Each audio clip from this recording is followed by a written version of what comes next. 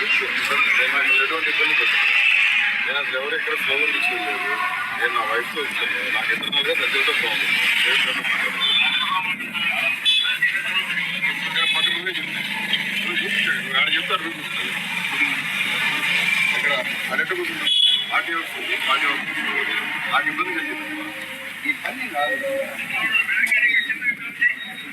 Vehicles తిరిగి అడిగిపోతే పని ఆడచ్చు. నేను ఇప్పుడు ఏమి ఇప్పుడు మీ పని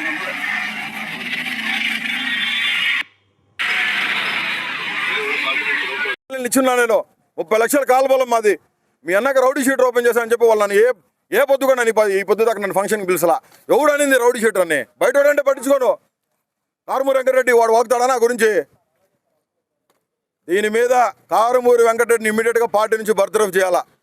నాకు నా కుటుంబానికి సజ్జల రామకృష్ణారెడ్డి బహిరంగ క్షమాపణ చెప్పాలా. పూడి శ్రీహరి అనేవాడు కుట్రదారుడు. విన్నారుగా మీరు?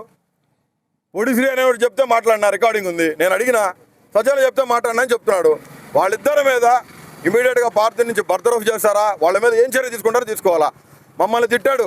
10 సంవత్సరాలు పార్టీ కోసం కష్టపడినా, 9 నెలలు జైల్లో ఉన్నా, 22 కేసులు పెట్టించుకున్నాం, 3rd డిగ్రీలు ఉచ్చబోయడం జరిగింది. ఇవన్నీ అయిపోయిన తర్వాత పార్టీ ఆఫీస్కి వస్తే నేను రాజీనామా ఎందుకు చేశానంటే రిపబ్లికన్ పార్టీకి రామ్దాస్ అత్వాలే అనే వ్యక్తి కేంద్ర మంత్రి నన్ను పిలిచి ప్రెస్ మీట్ పెట్టి మాఫీ మాంగో అన్నాడు.